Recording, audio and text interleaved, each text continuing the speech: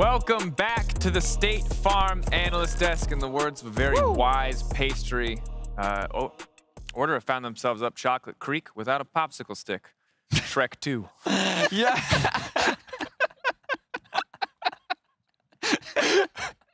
We're doing movie quotes today. Eventually we'll get to higher end cinema, but I'm taking us down a notch, you know? Marvel. Hey, Shrek 2 was a masterpiece, okay? That's right, it was. Favorite film, unironically. Things I was happy about. Things I was happy about in the draft was seeing GP. It's actually a champ that's been banned in almost 90% of the games so far at MSI, and has gone through a few drafts. But Impact is like a classic GP player. Because of his prio, they were able to set up that first dive. I thought Jojo Silas, a champion he's really known for, especially in Academy before even coming to LCS, had a pop-off moment. And this was a really nice, solid, like re-establishing win for EG. Yeah, and while I don't know if they're going to get the GP again, I love it because it builds on what we talked about earlier, where you have these rocks in Impact and Inspired. Vulcan often inserted into that as well, guys who can really perform. And GP is like the quintessential. You want your top laner to take no resources, but maybe ultimately carry the game. Like, that is GP in a nutshell. It felt like just a solid choice. I will say we've been seeing a little bit more Impact focus so far this tournament. I'm not going to say that based on the number of games that we have, that EG's sudden approach to the game is make sure that Impact gets ahead, but they have been giving him a lot of counter picks. This game in particular was a very direct focus, and I wonder if that is just more of a shift towards, well, we have a lot of faith in his experience being able to perform internationally, or whether it's just, this is the draft that we had, we don't want to play towards an Ezreal. It's hard to say whether it's one or the other, but I'm curious as to how that evolves throughout the tournament. Well, and seeing that flexibility, I think, is a good thing, because we got very used to seeing the get Danny to 3 items Danny show, especially in the final rounds of playoffs. And it's good to be able to not have to play that way, to allow your support to roam more, to get more out of lane and not just have it be about funneling plates into a Jinx, especially when we're just not seeing that champion whatsoever. A positive thing overall. But Jojo roaming a lot in this game, I think certainly a solid performance from him. And as highlighted previously, really playing around that top side. Yeah, he burned the TF flash at level 2, which then made TF have to play scared, which gave him the ability to make that roam top. Also was able to get him this roam bottom, where even though Vulcan did miss the Q, it's not about how much he lost, it's about how much he has left. Tony Stark, Avengers, Endgame. They stick around and are able to get the next kill. Yeah, that really summarizes what we saw there from EG, especially when they went for the re-engage as well. They had a lot left in the tank, and they were able to find themselves an effective play, and overall just a very convincing win from EG. Yeah, and have to see what the progression looks like, because just because something works doesn't mean it can't be improved. Shuri, Black Panther. For more on EG's win, Yinsu was joined by Inspired in the Verizon post-game interview. Thank you very much, Drakos. I've got Inspired here with me now. Hi, Inspired. Congratulations on picking up your second win. You were involved with a lot of the action that was happening today. Talk me through what the game plan was for you guys going into today's matchup. I mean, we didn't really expect them to do the draft that we did, so we kind of prepared for a different scenario, and this draft was a bit of freestyle. But then during the game, I think Jojo was just outperforming enemy mid laner, so he managed to like push him out of the lane and just roam with me around the map, so we could get a big lead already in early game. So that's why the game went very smoothly. Well, you say you guys didn't really expect their draft today. How did you guys kind of alter your game plan then after seeing the picks that they came out with? I mean, we are pro players, right? So even if something happens that we don't expect, or champs that we didn't expect we're going to play, we will adapt, because we can play almost like every champ in the game. We just didn't expect that these certain ones we were playing today. And we knew that we are like stronger in the team fights around mid, because we have Sylas and Jarvan, which is like very strong early duo. And we just played well around it and snowballed the game from that. Well, now you guys have taken 2 wins off of Order, but G2 is still proved to be a little bit more challenging for you. Why do you feel like you guys haven't been able to get the results you want against G2? I think our games against G2 kind of exploded in the early game. I think first game when we drafted Samira Nautilus lane and we got invaded and Samira had to start W is pretty bad for Samira lane because she can't pressure until level 3. So this like stops our early game fighting potential. And in game 2, I think the game just exploded with them killing our bot early game and then roaming around the map.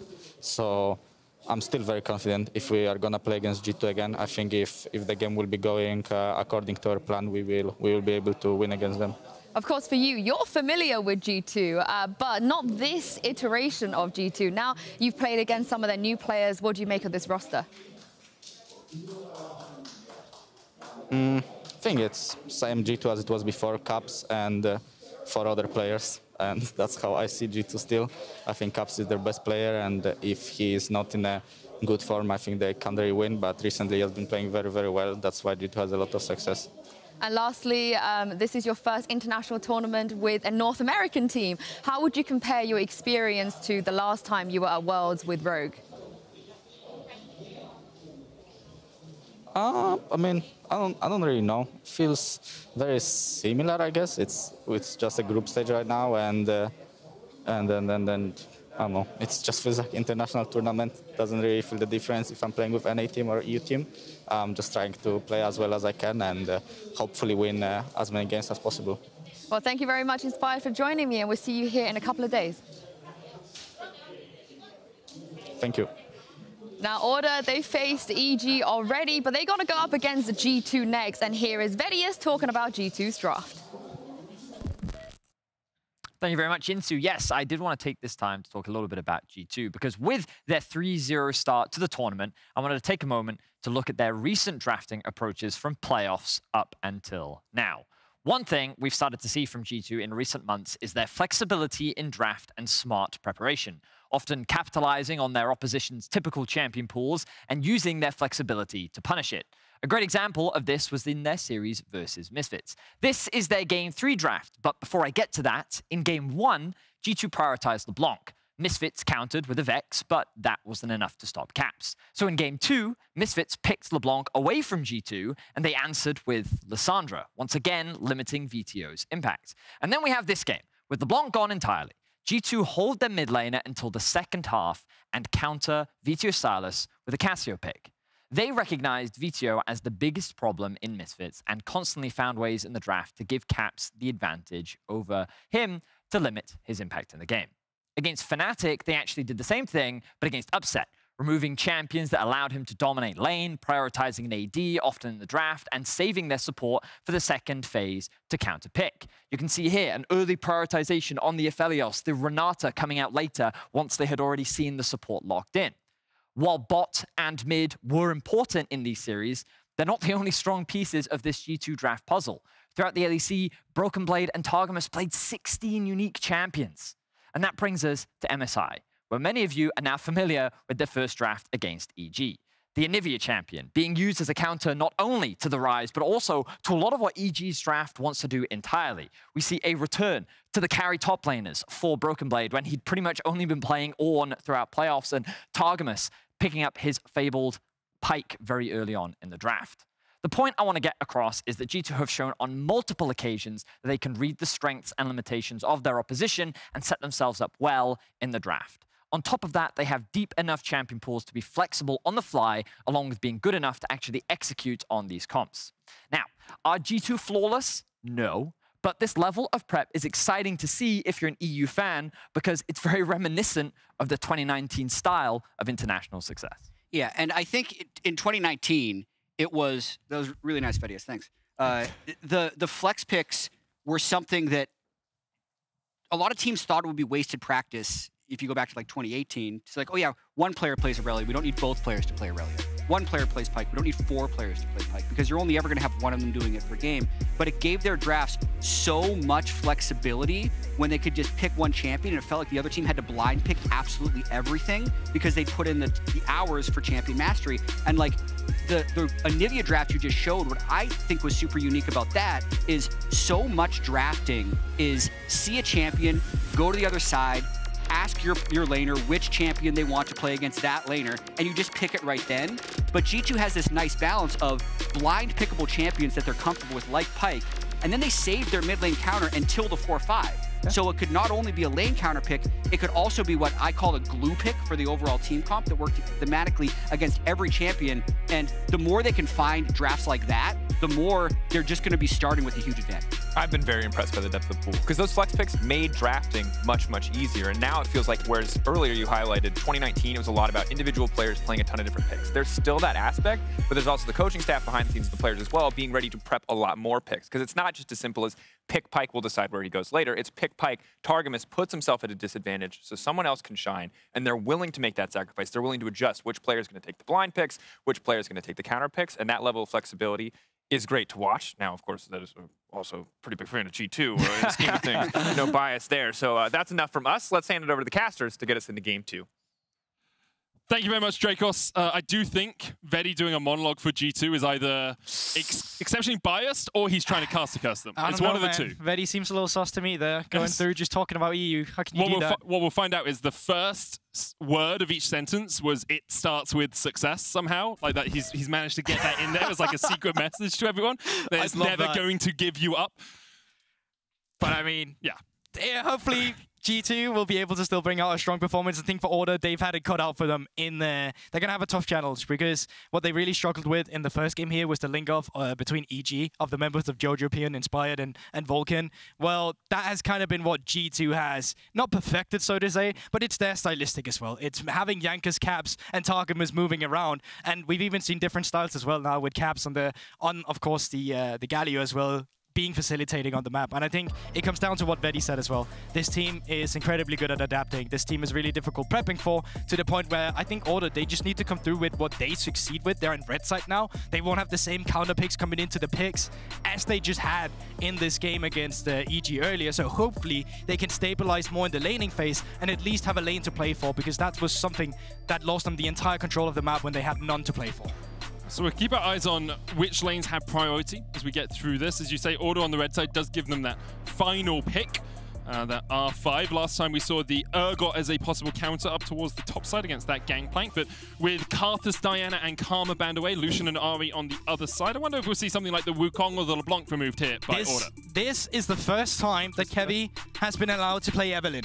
The Evelynn has been perma-banned against him so far, and we might finally see him bring it out. It's something that between the LCO playoffs, between MSI, the games we've had so far, it's just been picked all the time by him, so I'd love to see that. But the Wukong you so mentioned, Medic, has been picked up. It's a flex pick. It's been strong in the jungle as well. It's been a little bit ahead of a missed performance so far at MSI, but at its best, it's definitely looked very strong.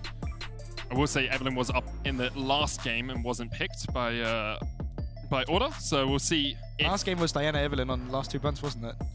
It was Diana Lucian. Oh, there we have it. Yeah, that's okay. So we'll see if it's locked in here. Obviously, Evelynn quite situational. The Wukong, as you say, can be flexed towards the support. We saw T1 do that yesterday. We've seen Mad Lions do it last year against Supermassive in World's Plains when they then lost.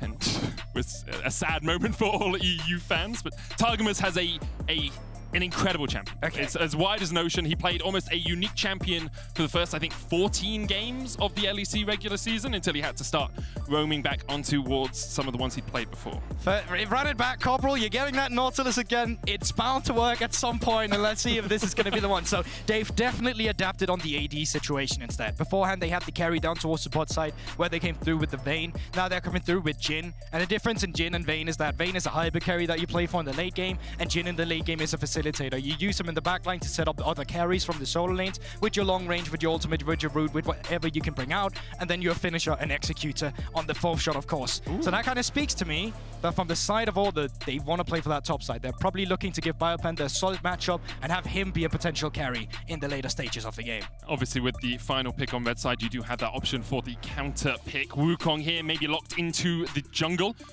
Could, of course, go still to top lane, but with Renata and Zeri locked towards that bottom side for G2.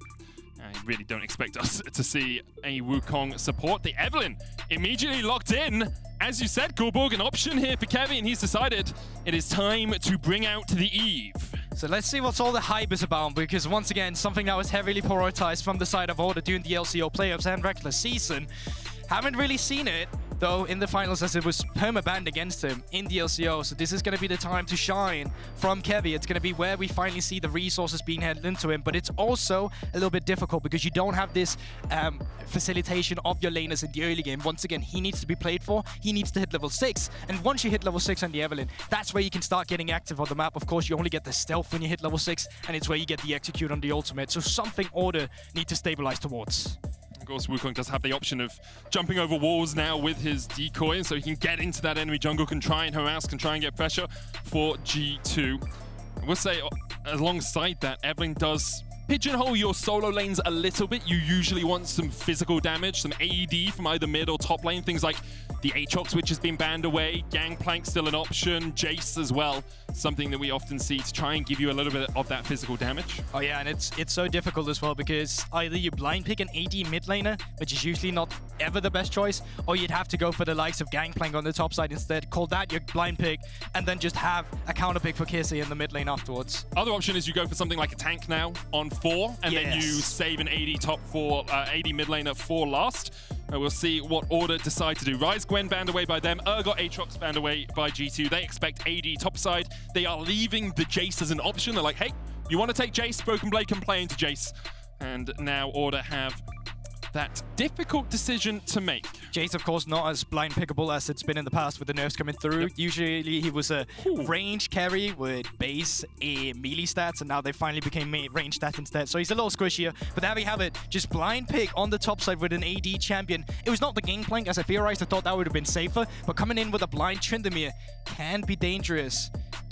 Although, of course, if he goes Ghost into correct matchup, can just run you down. Now it's a little bit interesting. There is some skill in the matchup. Now has the agency of being the range champion in the big early game, having the Q to slow him down. But if you make one too fast step forward and Tryndamere starts running you down, might be a little bit of a difficult situation. It's hard as well for Tryndamere if he ever does end up joining team fights later on to play into Renata, because Renata has the handshake, just cue you and throw you away, but also that hostile takeover just to be like, hey, you're running at me, now go attack your teammates instead. Of course, Tryndamere not often seen in team fights, often wants to just be in a side lane, but if Order do end up grouping up as 5, it becomes a little bit more difficult for BioPanther to play that lane. LeBlanc here locked in for caps. An aggressive mid laner teams up so well with the Wukong when you're looking at the jungle mid 2v2, and now Order have to look towards their mid lane.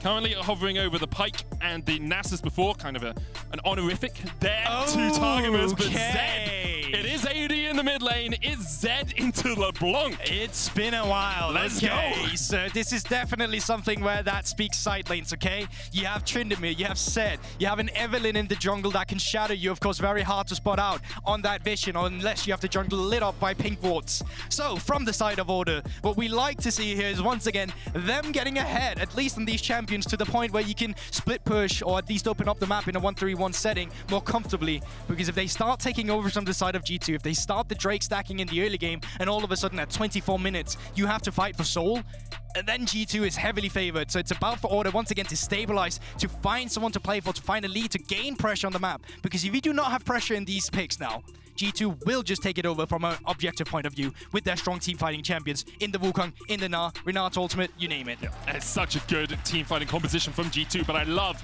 the discordance between these two compositions. They want to do entirely different things, as you say, Guldborg. Team fighting on G2's side lane on Order's side. The question is, can Order get into a position where they can get ahead in those side lanes? We actually saw a similar composition. I'm trying to remember who it was from, with the Evelynn, Tryndamere, and Zed alongside an Ashe. And the Ashe gave you a little bit more pick potential in the side lane. That composition did lose, but that's the idea. Setting them up for failure. I like it, Medic. I'm not saying they changed the Ashe for a Jhin. Maybe it will work this time. Yeah, and I think as well from the side of Jhin, like usually what you like to have when you have in 1-3-1 setting like this is good wave clear in the mid lane. Jhin does have wave clear, but it relies on him stepping a little far up, heading that Q, getting the E down, and then the W, of course. And he is very immobile. Doesn't have a spell shoot like, for example, Sivir would in that case with the wave clear coming through. But once again, it is a facilitating pick, which fits the stylistic of running in with champions like Tryndamere, like Zed, and like Evelynn.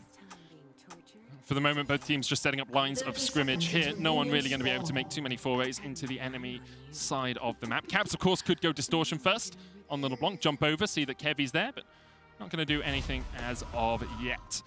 And the balance between these jungle mids, I think, is going to be a really interesting sight to behold in the early game here, Guldborg. Yeah, so, Medic, I'm going to let you in on a little family business as well here at the same time. So, my little brother, funnily enough, was a Grandmaster Evelynn OTP at some point as well. So I got, of course, some little interest in how he shut down this pick, what he absolutely hates as well.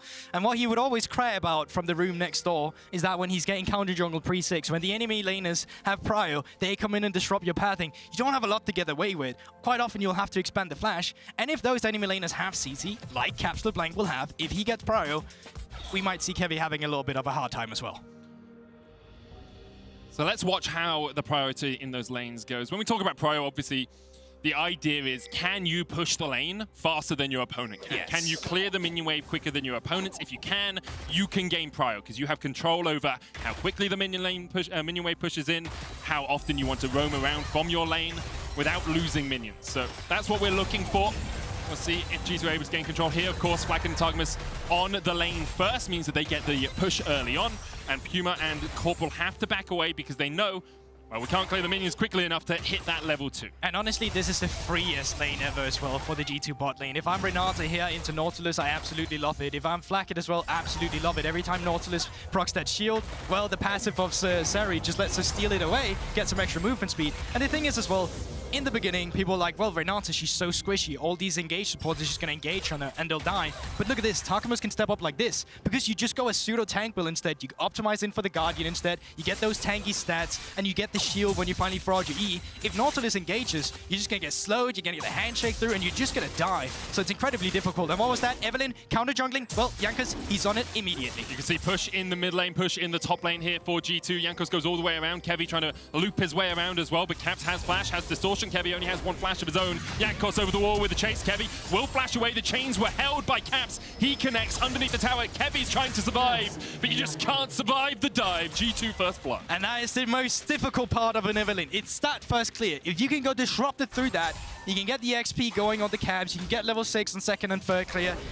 It's great, but quite often, and more than not, this will happen. And that's why I said, when you see an Evelynn, it is so important that you have a prio lane. Unfortunately, it's not been the case so far. And even now, Kisee is still struggling against Caps here.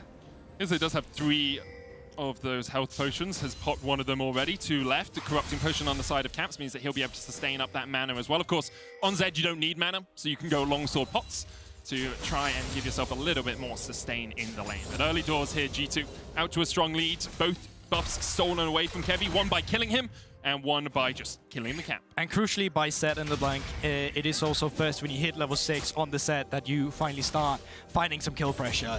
Most of the first levels, especially on level 3, is more about poking them at the same time when you CS, because it's very difficult for you to step up on towards the wave, kind of like we're seeing it here. Okay, Kisee getting a little aggressive, still has the ignite, can flash forward if he wants to. That's really well played there by Kisee to be able to get that extra damage down, hitting more of the shurikens onto Caps. Caps, through his corrupting potions, now has 1 total biscuit of rejuvenation. Kisee out of potions himself. In the early game, it's been a little bit difficult for Order, mostly because Kevy was pushed behind, scared a little bit in his own jungle. And don't forget, you guys can grab your exclusive Scare Prize Prime Gaming emote, so you can strut when you flash in and turn a fight, as BioPanther looks to do that in the top lane. BrokenBlade getting chased down. Ghost has been popped. No crit there on the Order means that BioPanther won't be able to get enough damage down. Get that Scare Prize. Maybe when you are scared. BrokenBlade certainly not scared in that scenario just yet. No level 6 coming through from BioPanther either. And it kind of just goes back to what we talked about the matchup. If you step too far forward on Gnar, Ghost will be popped. You will get run down. So it's really important that you have the positioning in a respectable manner against the Tryndamere. But obviously BioPanther is still not level 6, cannot continue under the turret. But maybe a little foresight for what's to come. Yeah, and the question really is like BioPanther popped Ghost, BrokenBlade had to use TP to get back into the lane. That Ghost is on a much shorter cooldown. So if BioPanther can do that again and force BrokenBlade away when there's a wave pushing in, that makes it much more difficult for BrokenBlade to keep up on experience, keep up on levels, and keep up on gold against BioPanther. And if BioPanther can get enough of a lead in that side lane, perhaps he can start being that win condition for Order. So what we see here is that Kevy, he was holding around Kisee, trying to be out of vision, but still in minion range, so he could get the XP, wait for the minions to come through, and gets a little bit of that in. Because he knows he's already behind, right? Yep. And so Kisee, he has to be in a situation where he has to share his own XP. He does get level 6 before Caps, so it's not the end of the world for the mid laner, but it just speaks to how far behind the Evelynn was put a little bit in the early game, how important it is that she hits this level 6. Jankos now on the top side, finds a pink ward, doesn't have intel on Kevy on the Crocs, but will get in a bit. BioPanther forced away. Interestingly, Kisee actually has the faster reaction to this. Caps had to catch the mid lane and Kisee just recalled, so he can be here first. Caps is clearing out that wave. Kevy's still only level 5, so is Jankos. BrokenBlade with a wave underneath the tower means that BioPanther has to answer himself. And in the end, it will just be a couple of those small minions stolen away by Jankos. But yeah, once again, Kevy trying to get the experience. Exactly what you mentioned here, Guldborg. Yeah, and you can see it. It's coming through. This time around, the recall not going to be able to reach a lot of the range, but he's just there to set There's no camps for him either, man. That is pain as a jungler. Wukong's here. Kisee goes in with the death mark. Cap's going to jump away. Death mark proccing, Ignite ticking as well. Jankos looking for the damage, but no flash burn on Kisee means that he's going to be able to escape. Meanwhile, in the bot lane, a 2v2 kill, and exactly as you say, how on earth did that happen? Puma still has flash, Corporal still has flash, and Targamas doesn't have a life anymore. Order strikes back, and I was just saying, this matchup, it's so free to play for the Renata. I love playing this myself as well, but coming through into a Nautilus, I can't believe it. They must have been caught on an overextension. Jankos getting aggressive. Gets the steal away on the blue buff, goes back in. Cyclone by himself for the moment. Looking for that double knock-up smite from Kevy. The damage from Jankos, Flakked flashing. And that's the kill over the G2. Corporal now forced away. The chain's going in. He does still have that flash, remember. Flash in by Jankos, flash away by Corporal. Ignite ticking, but Corporal should survive that. Caps could look for the jump across the wall here. Might get baited. Puma is around. W has been doesn't have vision, remember. The shield, that's enough. Caps with the kill. Oh my god, I can't believe they're allowed to do that there. For sure, thought Order was setting up a trap there, expecting the Caps would jump over, but they just weren't ready with the anchor either. And just like that, he picks up a 3 kill in the mid lane. Oh, in the bot lane, rather. And it's strange. I'd love to see that some replay. Point see the bot lane replay as well. Yeah, because Order must have played this very well. Targamas behind the minions. Corporal stepping forward. Must just get hooked. It's just the Guardian's propped. He doesn't have the extra tankiness. Exactly. He just gets blown up immediately. Ignite. The CC change comes through. They try to get out of it with a flash afterwards. Just not enough. And that's even with a level advantage on Flakked as well. So just a little over aggression. And then no support is here. So there should be a members advantage from Order. But Jankos hits level 6 because of the smite on the blue buff. Flakked is around the wall, dashes over it on Zeri, and then just flashes into GQ it. And just like that, G2, they continue relentlessly with their skirmishing and the counter jungling. That's the thing, it's not just the kills, it's the jungle getting taken away from you. Kevy now has hit level 6, but Jankos already level 7. Corporal trying to react towards this top side, but G2 are on their way. BrokenBlade and Jankos force Corporal underneath the tower. Caps and Targamas here to join the fray. Cap steps in, and Corporal, there's nowhere safe on this Nautilus, sent to the depths below. Caps once again looking for the chase here. BioPanther does have flash and will use it to escape the chains. And it just speaks to the pressure he had ult as well, but just getting rooted off the support of it. Just wanted him to flash out of it immediately. Kissing now on Jankos instead. Targamas here, still only level 5. Caps flashes the wall. Kisee has to flash himself. Knew that the W was on cooldown. Didn't have a shadow form for Kisee to escape with. BrokenBlade looking for the Gnar towards the top side. Forces BioPanther away across the wall. But once again, it's not always about the kills. Sometimes it's just about stealing away the cams. But G2 are looking for the kills too. Jankos hooked up. The Cyclone coming in. Can he get the Jankos brought back. Kisee ticking, not enough. Not in time. Kill goes over to Corporal in the end, and it's a 1-for-1 trade. Yeah, just 1 second short of getting that reset to come through on the bailout, and Jankos would have lived. This time around, though, not the possibility, and they traded 1-for-1 at least, so Jankos does go down. Not a shutdown, though. So 1-1-4 still coming through, and, you know, this damage coming through. Divine Sunder already completed. You take a look at Kevy right now. He's sitting on 2 amplifying tomes. The difference in the 2 junglers right now, I mean, it's the Grand Canyon. Yeah. And the issue, of course, for Order is that Corporal has picked up both these kills as well through no fault of his own. Like, you can't expect in this off those auto attacks. You just want the kills. But when your support is picking up these kills and your jungler is being set behind, it makes it so much harder for you to get back in the game. Yeah, a little greedy of Corporal trying to stick around, though, for the pink ward instead. And while he survives under the turret, well, it's just going to be the second time in a row where Caps just come through, dashes in, dashes out, get a 3 kill. And then they just continue with the aggression, right? They're so far ahead. Yes, Kisee is pushing in the mid lane. Yes, they're losing a few plates. But in the bot side of the map, you also have Flakked, who's getting some of his wallet as well.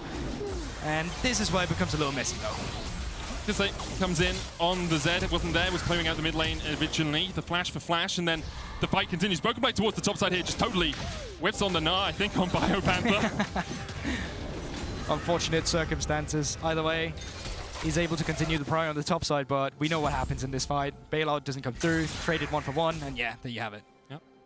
Kevy here spotted out on a ward as he roams up towards his jungle. G2, 4,000 gold ahead in order with these side lanes that they needed to get in a good position, are struggling a little bit. BioPanther just gets over 70 CS, whereas BrokenBlade is about 20 ahead. Mid lane, Caps has 2 kills to none on the side of Kisee, and even in the bot lane, there's a 30 CS lead for Flakked, even though they ended up dying in that 2v2. Corporal with a Hex Flash inside the bush, but Flakked in a very strong position currently on this Zeri. Yeah, you just don't win the matchup here. When Targamas at his level 6, you have the hostile takeover, you have Flakked as well, level 8, while Puma, before that happened, was level 7 as well, so you just want to stabilize once again, and it's not going to be about the bot lane, it's going to be about trying to find leads on the solo lane. That's what ORD tried to do, that's why they moved Corporal up, although G2 were just ready for the rotations all the time. Jankos looking for a bit of trade damage there.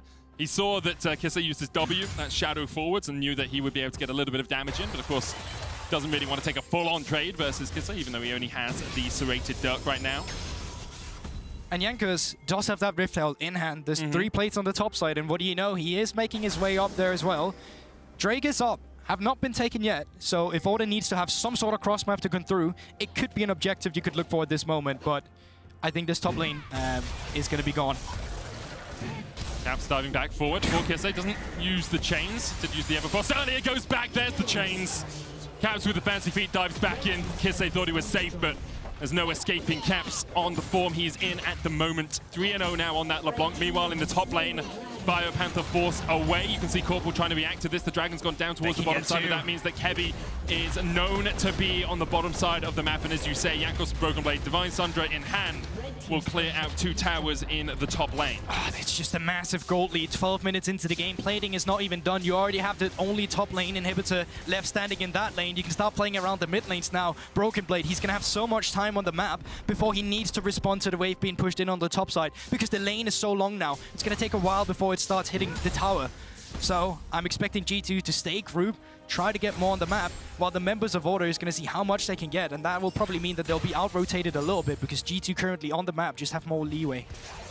And just more in terms of their wallets as well. Their back pockets bulging at the moment, while ORD are scrounging around for scraps, it seems. They do have a Gale Force finished on Puma. No Umbral Glaive first on the Jhin, something we have been seeing. But the thing with Umbral Glaive is it's great to clear out vision, but to clear out vision, you have to be able to get to vision. And right now, ORD just don't have enough control of the map to ever be able to approach and clear out these objectives. And now you can see they're just setting up on that bot side. Once again, the rotations coming through. BrokenBlade is in the mid lane. The other members down towards the bot side, and it just creates a man advantage. That's disgusting. Invisible. Jankos gets in. Corporal force low once again. Flash forward from Jankos for the kill. But you just can't see it. Hear no evil, see no evil, do no evil, it seems, for Jankos on this Monkey King. Puma pops the cleanse, pops the ultimate, but Caps able to sidestep the first 2. Third one goes wide as well, and Caps walks away. Meanwhile, in the top lane, BrokenBlade being dived, building up that Mega Gnar, not quite there yet. Flashes into the charm, and ORD execute a clean dive in the top lane. Yeah, so at least there is a response from the side of ORD, but even then, the resources you had to expand to get through that was quite a lot, with the mid lane as well just being pushed in. You don't really get the other way. But what I really liked from the G2 rotations was the fact that, once again, BrokenBlade, I'm just going to hold it. I think Jankos dies here. A lot of damage coming out from Kisee. Already has the Eclipse. Jankos might be brought back with the bailout, but Kisee, of course, can just jump all the way back to his original shadow. Great stuff there by Kisee. Caught Jankos moving up towards the Rift Herald. Especially when you consider how far behind they are in gold currently. And it just is a great response back into it. Members have reset now, though. Ooh, Anchor luckily collects on the tower. Yep. Power of the dredge line means that Corporal is able to get away from that handshake. And for the moment, ORD in a very strong... ORD in a very difficult position to get back into this game. G2 still 6,000 gold ahead. They've taken down the tier 1 in the bottom lane, tier 1 and the 2 in the top lane, and now they'll be looking towards mid. Yeah, and the thing is, you're going to have second Rift Herald spawning up in just a few minutes as well again. When that happens, you're just going to be taking care of that mid lane turret in one charge. So G2, they don't have to invest too many resources trying to take the mid lane turret down naturally, because they know they can just skirmish around it. So what you can just do is just like open the map up, play towards the side lane. Once you have priority in one of these side lanes, start counter jungling again. Start creating the skirmishes where you have the first move. It's what we've seen them succeed with so far, and will continue to succeed. And so then what do ORD do to react? Because right now you can see Kevy and Corporal are kind of shadowing each other down towards that bottom side.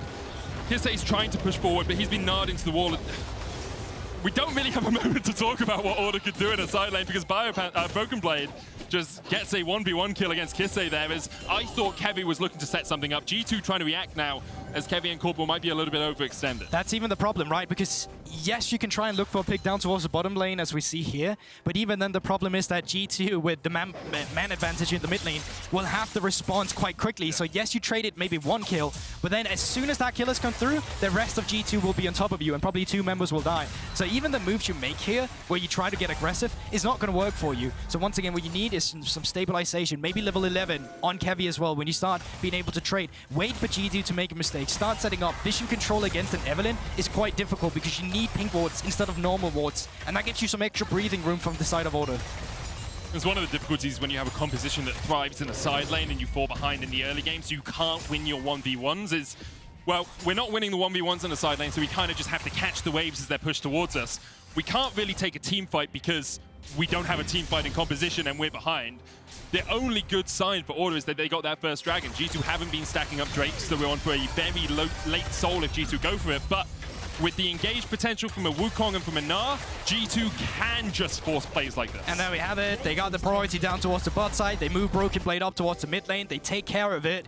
Order now trying to look for some cross map.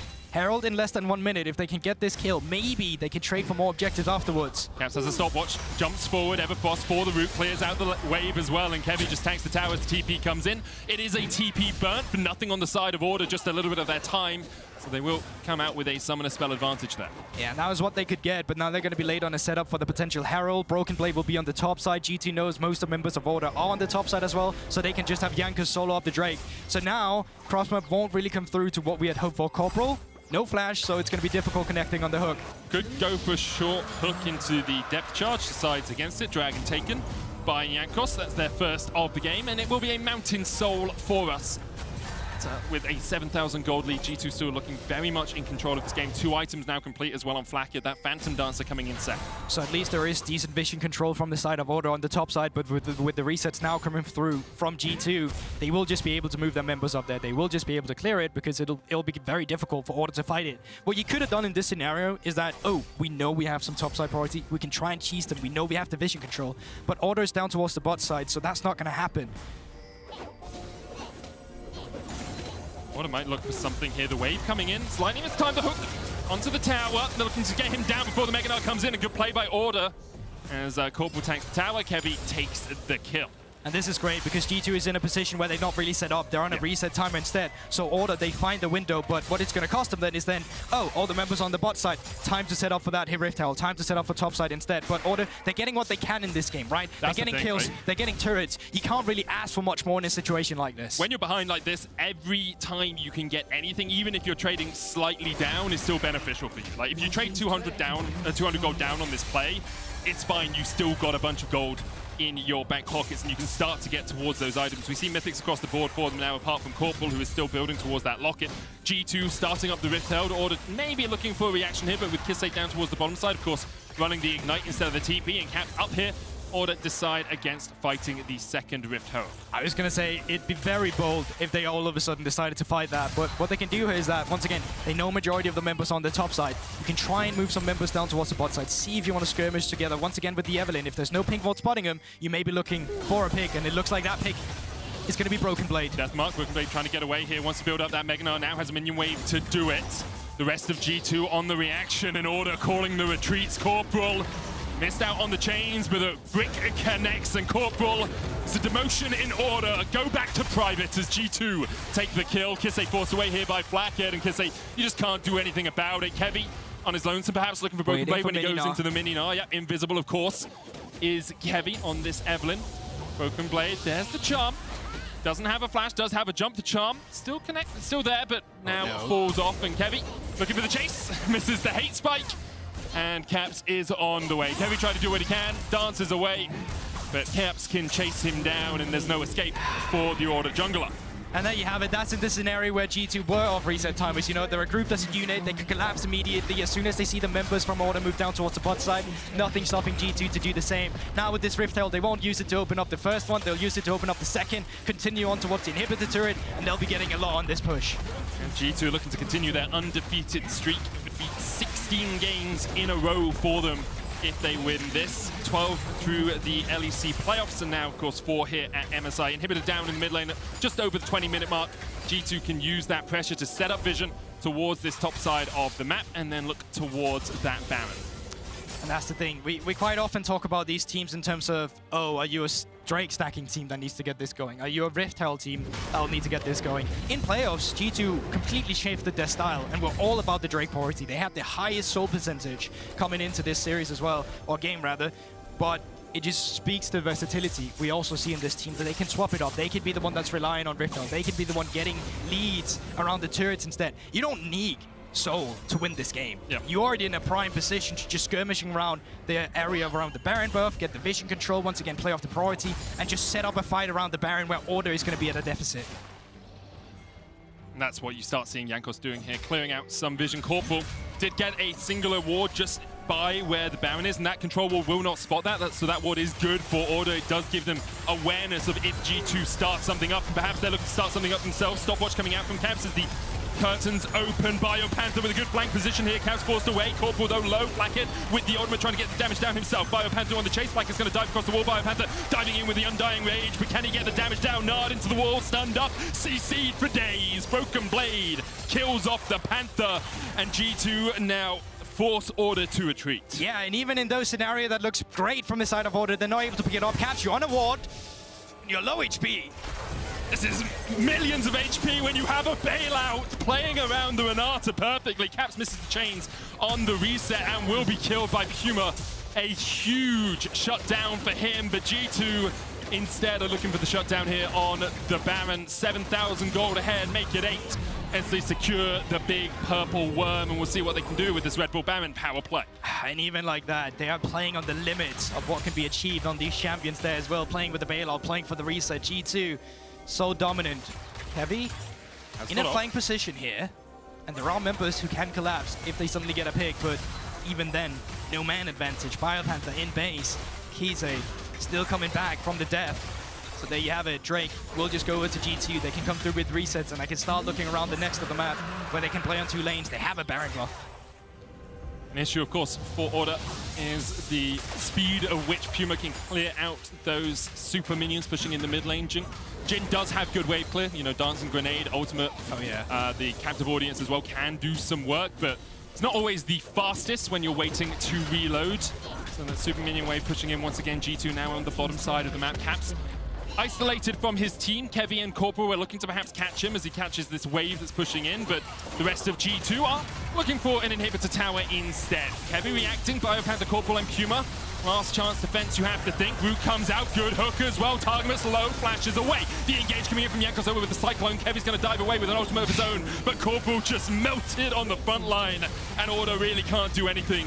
The wallets are too big. They're getting slapped around with dollar bills here by G2. BioPanther dies to the double. Puma isolated underneath his Nexus towers as well. Kevy will fall. It's not quite an ace as Kisee has been able to escape, but Caps doesn't really want him to get away. A triple for Flakked. Stopwatch from Caps. Kisee, try as he might, he can't stop the unrelenting march that is G2 towards the Nexus towers. They may delay to see if Caps can win the 1v1. They don't. G2 still undefeated at MSI. Yeah, they continue with their streak, and they are still looking like a team just growing stronger and stronger in terms of their play. From the side of Order, though, we did see more signs of life for them in this game than we saw in the EG, but in the end, it's not enough. You're going to need so much more to beat out the teams like G2 and EG that we saw in Form earlier as well. G2, such a strong team, continuing undefeated. 4-0 so far. 2 games against Order, 2 games against Evil Geniuses. And now group wrapped up for today. And as we move into the second round robin for the Group C, I think there's an interesting idea of like how will Order level up over the next couple of days, because today they did not look like they were in a position to challenge for that second spot. EG looked like the second place team, and then perhaps how will EG level up and start to challenge G2 for that first place spot? I think at least EG cracked the code a little bit in terms of what they needed to do with the facilitation of their laners instead of Inspired being the one being enabled by the laners. And I think from the side of Order, they're so used to to skirmishing around their jungler, but the problem is, all of a sudden, all your laners are kept in check, there's skill check, there's solo kills coming through, where the same amount of pressure you were able to get in LCO, you're not really able to get the same amount of pressure out against these better teams coming in to the international stage. And I think what they need to get is just step back a little, maybe go for some easier to execute teamfight composition, where you play towards a scaling element, because in a lot of their victories, or losses rather, so far today, they lost the early game and they have no way of coming back into them. And that's always the difficulty, right? When your game is elevated, it becomes harder and harder to get priority in the lanes, to win out those lanes, to execute your mechanics as well as you'd like to. Now, we're heading for a short break, but as we go, check out the official MSI 2022 playlist on Spotify. For this year's MSI, we asked the teams to pick 4 tracks that they think could be their team album, and then asked you, the fans, to vote on the winner. Here's the team anthem you selected for Istanbul Wildcats, Roar by Katy Perry. While you're there, you can also listen to all the other teams' albums.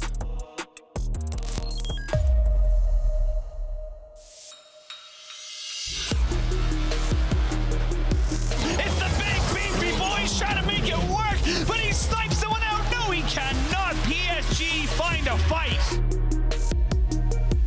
And they're starting to really ramp up this fight. They're getting the reset, and they are slaughtering the Red Cannons.